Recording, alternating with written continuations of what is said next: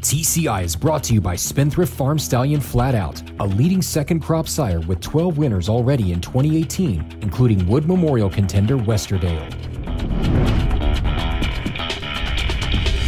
Welcome back to TCI, your inside track to the Triple Crown. Alongside Joel Cunningham, I'm John Siegel. Well, Joel, we have no races to recap this week, but I want to talk about the Europeans for a second. I know it's strange to hear us say, let's talk about the Europeans. That's usually a Breeders' Cup thing.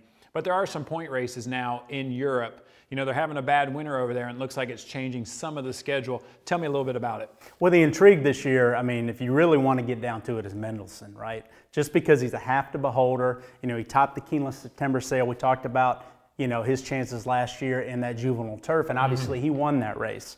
So with the dirt pedigree, even though he's by Scat Daddy, so look, there's some grass on the top side of there, but being by he's a half to Into Mischief and beholder, you know, and he topped the sale. You know, you look at he's a framey colt. You know, you actually look at how he acts on firm ground, and you think, okay, you know, he actually strikes you as a North American type horse that could handle the dirt, particularly going on as a 3-year-old. I mean, obviously improved at a mile and going around 2 turns at the end of last year to be able to win the Breeders' Cup. So he's the horse everybody is intrigued with. Now, when I look at the European points system now in terms of the Derby, I mean, they had 4 2-year-old races last year on the grass that you could earn minimal points. Sure. No factor in my opinion.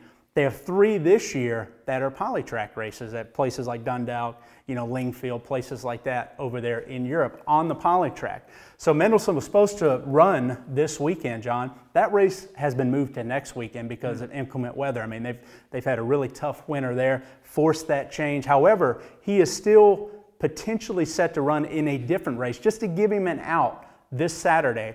And again, I'm not interested on how he runs on the poly track. I think we've already learned that, you know, poly track form, particularly deciphering a horse that's coming from the turf, doesn't necessarily give, I don't think it's going to tell me whether or not he's a real player in the Kentucky Derby. I think they want to give him an out, and the real target is the UAE Derby, obviously at the end of this month on the 30th, I believe, where it is a normal points race, where the first 2 finishers in that race on dirt will get into the Kentucky Derby with 100 points and 40 points there. And I think that's what Coolmore wants.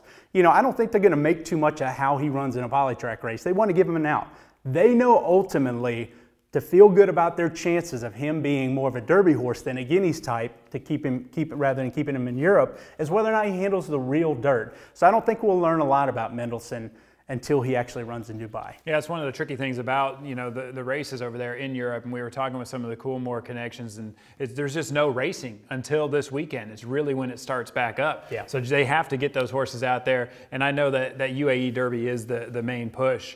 Right. Well, we always kind of base the show based off of the TCI top 10 with no racing last weekend to really affect it. There wasn't many changes to the TCI or any changes to the TCI top 10, but I did forget to ask you about a horse last weekend. I wanted to bring it back up, and that's Sporting Chance. Yes. You know, he's a horse that was making his first start. He had a long layoff. Obviously, he didn't win that race. But you still move him up in the TCI top 10. Can you tell me why that you did that? You know, I regret we didn't get to talk about him last week. You know, we were kind of flying through this, and he's a horse, you're right. He actually moved up from 4 to 3 when we saw, you know, my former number 3 move down from performing poorly, you know, in his prep last week. And so Sporting Chance actually moved up a little, really by default, in my opinion. Here's just a colt again. We've talked about him in past shows, and you followed us last year. You know what we think about this colt. I've always liked him as a Derby profile type. I mean, he had the sprint credentials, 1-turn credentials as a 2-year-old, but he always struck me as a type with his pedigree, with his tactical speed. You know, I liked his profile in terms of a real classic contender for 2018. So he's been always, you know, sort of been my top 5 or 6 radar. Now he had the injury setback, and I think they really just rushed him into that Southwest Stakes, John. I mean, if you look at the work tab, and I think you listen to Lucas's quotes, we talked about it, even alluded, you know, before the Southwest in our preview there. I was going to give him a pass for that race. I know that they are rushing him into that to try to get some fitness under his belt. And Lucas even said, like, his horses progress. You know, off the bench, they're not going to be cranked.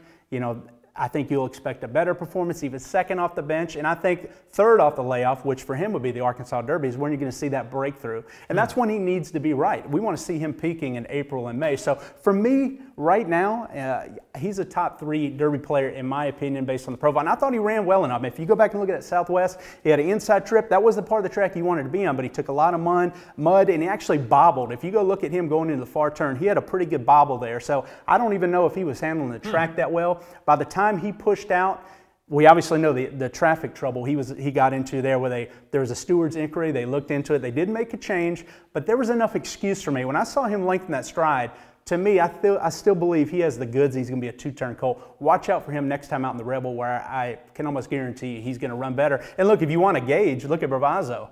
You know, right. Lucas thinks this horse is a lot better horse than Bravazzo, has always campaigned him that way. Bravazzo is a horse that came back and won an allowance race barely at Oaklawn, ships into Fairgrounds and wins the Risen Star Stakes, and now has earned his way into the Derby. So based on that pattern, I think you can be very optimistic about Sporting Chance improving from here. All right, I noticed a horse there at number 2, and that's Good Magic, and why I bring him up is he's going to run this weekend in the Fountain of Youth. I mean, this is a race that we've kind of been waiting for. It's funny, in some ways the year feels like it's going really, really fast. Other ways it feels like it's going really slow. I mean, we're still waiting on Bolt Dior, we're still waiting on Good Magic, but at least this weekend we're going to get to see these horses in action. You know, looking at the Fountain of Youth a little bit and just kind of going over the horses that are in there. I mean, to me, when I look at it, as Good Magic is looking and the way that he's training, Joel, this looks like it's really his race to win. It really is. I mean, there isn't a lot in here to go against him. And the way he's training up to this race, and look, have you ever seen a Curlin not improve at 3? Right. I mean, I think it's very clear that all the signs point to a big-time performance. And look, I know he's 7-5 on the morning line, John. He's going to be odds-on in here. He's going to be an extremely short price. The question I have for him is this isn't the goal. I mean, obviously, you look at his work tab, you know, and you know, he's got a few 5/8 works, John, and obviously when Chad Brown's works in 5/8, really the work starts after the wire. They gallop out substantially. So I guarantee you he's pretty fit, and I love his tactical style in here. There's going to be plenty of speed in front of him in here, sprinters stretching out. I think he's going to be able to sit right off of them, get, you know, the sort of prep I think they want. I mean, I think it's going to work out well for them because there is speed in front of them. Now, speed's dangerous at Gulfstream. Sure. Now, if he doesn't watch out, and there's a horse like, you know, Machismo that is able to take control on the turn, and he has work to do, and he's not 100% cranked, that could be a tough assignment for him. But realistically, all these horses stepping up, it's a lot of sprinters, John.